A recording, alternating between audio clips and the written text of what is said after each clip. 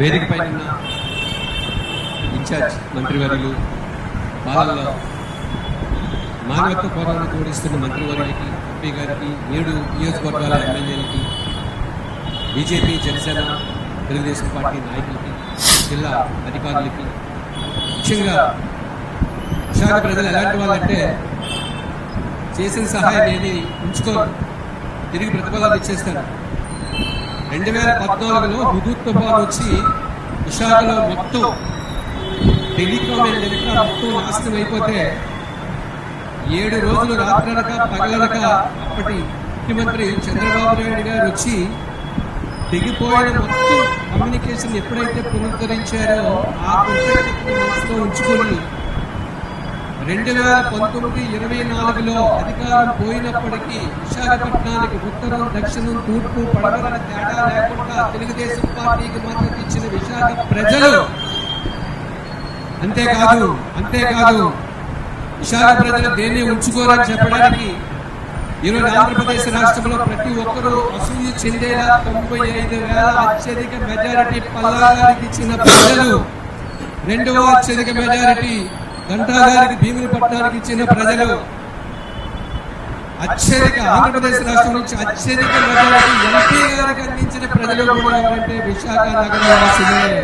అలాంటి విశాఖ నగర వాసులకి మరొక్కసారి నమస్సుమాంజలి తెలియజేస్తున్నాం.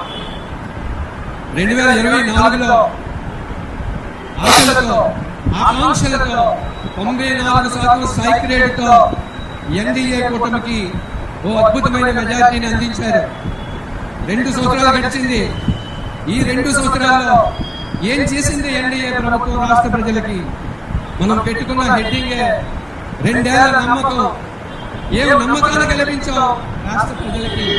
ఇప్పటికే పెద్దలందరూ చెప్పారు, నేను ఒక 4-5 వాక్యాలు చెప్పి విరమించుకుంటాను. ఈ 2 సంవత్సరాల్లో రాష్ట్ర ప్రజలకి కల్పించిన నమ్మకం ఏంటి? ఆంధ్రప్రదేశ్ రాష్ట్రంలో ఉన్న ప్రతి పేద మహిళ, ఆంధ్రప్రదేశ్ రాష్ట్రంలో ఉన్న ప్రతి దిగువ మధ్య తరగతి మహిళ తన కుటుంబంలో ఎంతమంది పిల్లలుంటే అంతమంది పిల్లలకి కూడా ఈ ఎన్డీఏ కూటమి చదువు చెప్పిస్తుందనే నమ్మకాన్ని ఎన్డీఏ ప్రభుత్వం కల్పించింది. ఇంకేం కల్పించింది? ఆంధ్రప్రదేశ్ రాష్ట్రంలో ప్రతి వృద్ధుడు, ప్రతి వికలాంగుడు కూడా 1వ తేదీ వచ్చేసరికి టెన్షన్గా ఉదయాన్నే వాలంటీర్ల ద్వారా కాకుండా, ఎందుకంటే కొంత అస్థిరత్వం ఉంటుంది వారిలో, నేరుగా ప్రభుత్వ ఉద్యోగులే తన ఇంటి ముందుకు వచ్చి 1వ తేదీని పెంచగలిగే సత్తా ఎన్డీఏ గవర్నమెంట్ ఉంది అనే నమ్మకాన్ని ఇది కల్పించింది. మరి యువతకు ఏ నమ్మకం కల్పించింది? ఇది గత ప్రభుత్వ కాలంలో వలసలు పోతుంటే, గత ప్రభుత్వ కాలంలో హెచ్ఎస్పీసీ కానీ, టెంపుల్టన్ ప్రాక్లైన్ కానీ, అమర్ రాజా కానీ, కియా అనుబంధ కార్ల కంపెనీలు కానీ రాష్ట్రం నుంచి బయటికి వలసపోతూ ఉంటే, ఈ ప్రభుత్వ కాలంలో 2 సంవత్సరాల్లో ప్రపంచ దిగ్గజాలి అర్సిలర్ మిట్టల్ ఇనుము కర్మాగారానికి సంబంధించి ఉక్కు దిగ్గజము అర్సిలర్ మిట్టల్ కానీ, గూగుల్ డేటా సెంటర్ కానీ, టీసీఎస్ కానీ, కాగ్నిజెంట్ కానీ, ప్రపంచ పారిశ్రామికవేత్తల్ని, ఐటీ దిగ్గజాల్ని మన ఆంధ్రప్రదేశ్ రాష్ట్రానికి తీసుకొచ్చి రాబోయే రోజుల్లో జీ యువతకి ఉద్యోగాలు కల్పిస్తామనే నమ్మకాన్ని ఎన్డీఏ గవర్నమెంట్ 2 సంవత్సరాల్లో కల్పించింది. అంతేకాదు ప్రభుత్వ రంగంలో గత 5 సంవత్సరాల్లో ఒక్క టీచర్ పోస్ట్ ఇవ్వకపోతే, ఒక్క కానిస్టేబుల్ పోస్ట్ ఇవ్వకపోతే, నాకు బాగా గుర్తు, నిరుద్యోగులు ట్రోల్ చేసేవారు. సార్ 2 నెలల్లో మీరు ఎమ్మెల్యేలు అయిపోయారు, 2 నెలల్లో మీరు ఎంపీలు అయిపోయారు, 2 నెలల్లో మీరు మంత్రులు అయిపోయారు. మేము 5 సంవత్సరాల్లో కానిస్టేబుల్ కూడా కాలేకపోయాము, సోషల్ మీడియాలో ట్రోల్ చేసేవారు. అందుకే ఎన్డీఏ గవర్నమెంట్ వచ్చిన తర్వాత 2 సంవత్సరాల్లో 16,000 ఉపాధ్యాయ ఉద్యోగాలు, 6,000 కానిస్టేబుల్ ఉద్యోగాలతో పాటు ప్రతి సంవత్సరం కూడా మేము జాబ్ క్యాలెండర్ ఇస్తామనే ఒక భరోసాని, నమ్మకాన్ని ఎన్డీఏ కూటమి ఈ రోజు 2 సంవత్సరాల్లో మనకు అందించింది. ఇక టీచర్లకు ఏం కల్పించింది? గత ప్రభుత్వం టీచర్లు అవమానించింది, టీచర్లు వైన్ షాప్ దగ్గర పెట్టింది. ఒక మంత్రి అయితే నేరుగా టీచర్లు ఎంత అవమానించాడంటే, గురువు కంటే గూగుల్ మిన్న అని చెప్పి టీచర్లు అవమానిస్తే, ఈ ప్రభుత్వము, ఈ విద్యాశాఖ మంత్రి గారు వచ్చి టీచర్లు బాగా పనిచేసే టీచర్లు ఫిన్లాండ్ పంపించారు, సింగపూర్ పంపించారు. విద్యాశాఖ మంత్రి గారు ఏ పాఠశాలకు వెళ్ళా ఉపాధ్యాయుడి యొక్క హెచ్ఎం యొక్క సీట్ ని అక్కడే కూర్చోబెట్టి ఎదురు సీట్ లో కూర్చోబెట్టి ఉపాధ్యాయుల్ని గౌరవిస్తున్నారు. 1వ తేదీకి జీతాలు అందిస్తున్నారు. ఉపాధ్యాయులకి అనేక ప్రమోషన్లు ఇస్తున్నారు. అత్యధిక గౌరవాన్ని ఈ ప్రభుత్వం అందిస్తుందనే నమ్మకాన్ని ఎన్డీఏ గవర్నమెంట్ కల్పించింది. అతి ముఖ్యంగా విద్యార్థులకు ఏం చేసింది ఈ ఎన్డీఏ గవర్నమెంట్? విద్యార్థులకి ఒకప్పుడు 10th క్లాస్ రిజల్ట్ వస్తే, ఒకప్పుడు ఇంటర్మీడియట్ రిజల్ట్ వస్తే, ఒకప్పుడు ట్రిపుల్ రిజల్ట్ వస్తే పేపర్లో ప్రైవేట్ కాలేజీ పిల్లల యొక్క ముఖ చిత్రాలు కనపడేవి. ఆంధ్రప్రదేశ్ రాష్ట్ర చరిత్రలో ఫస్ట్ టైం, బహుశా భారతదేశ రాష్ట్ర చరిత్రలో ఫస్ట్ టైం ఓ పేద పిల్లవాడి యొక్క తల్లిదండ్రుల యొక్క ముఖాల్లో చిరునవ్వు చూస్తాం మనం. ఫస్ట్ టైం పేద పిల్లవాడి యొక్క ముఖాలు, పేద పిల్లవాడి యొక్క ఫోటోలతో రాష్ట్రంలో ప్రధాన పత్రికలన్నింటిలో కూడా తారాస్థాయికి చిన్న పిల్లల యొక్క 10th క్లాస్ పిల్లల యొక్క ఫోటోలు కూడా స్థాయికి ఎన్డీఏ గవర్నమెంట్ వచ్చింది. గత గవర్నమెంట్ కి ఈ గవర్నమెంట్ కి తేడా ఏంటి? గత గవర్నమెంట్ లో ముఖ్యమంత్రి తన ఫోటోని కోడి గుడ్డు మీద వేసుకున్నాడు, తన ఫోటోని సర్వే వేల మీద వేయించుకున్నాడు. బట్ ఈ గవర్నమెంట్ పేద పిల్లల తల్లిదండ్రుల యొక్క మొహాల్లో ఆనందాన్ని చూడాలని చెప్పి వారి ఫోటోల్ని ప్రధాన పత్రికలో వేశారంటే 2 సంవత్సరాల్లో ఎన్డీఏ గవర్నమెంట్ అందించిన నమ్మకం ఏంటో ఒకసారి చూడండి. చివరిగా ఎక్కువ మాట్లాడదలుచుకోలేదు. రాష్ట్ర ప్రజలకు ఏం చేశావు ఈ 2 సంవత్సరాల్లో? గత 5 సంవత్సరాల్లో రాజధాని లేకుండా బాధపడేవారు.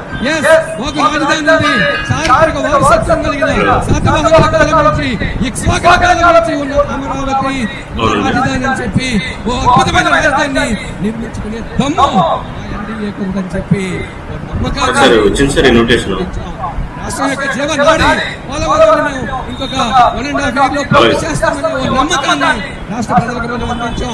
పల్లెటూరు నుంచి పట్టణాలకి పేదవాడు ఓటు మీదకి వస్తే ఇబ్బంది పడకుండా 5 రూపాయలకే టిఫిన్, 5 రూపాయలకే భోజనం, 5 రూపాయలకే అందించే అన్నా క్యాంటీన్ మాకు అండగా ఉంది అనే ఓ నమ్మకాన్ని ఈ రోజు రాష్ట్ర ప్రజలకు మనం అందించాం. గత ప్రభుత్వం 5 సంవత్సరాల్లో 9 సార్లు విద్యుత్ ఛార్జీలు పెంచితే ఈ ఎన్డీఏ గవర్నమెంట్ వచ్చి 2 సంవత్సరాల్లో ఒక్కసారి కూడా విద్యుత్ ఛార్జీ పెంచలేదు. సరికదా ట్రూ అప్ బదులు ట్రూ డౌన్ చేసి విద్యుత్ ఛార్జీలు తగ్గించిన ఘనత ఈ ఎన్డీఏ గవర్నమెంట్ ఉందనే విశ్వాసాన్ని కల్పించాం. విశాఖ నగరంలో సింపుల్, ఇప్పటికే పెద్దలందరూ చెప్పారు విశాఖ నగరం గురించి. అదే సెంటెన్స్ చేసి చెప్తున్నాను. లాస్ట్ ఇయర్ అంతర్జాతీయ యోగా దినోత్సవం సందర్భంగా ప్రపంచంలో ఒకప్పుడు ఇండియాలో ఎక్కడో తెలిసేది కాదు విశాఖపట్నం.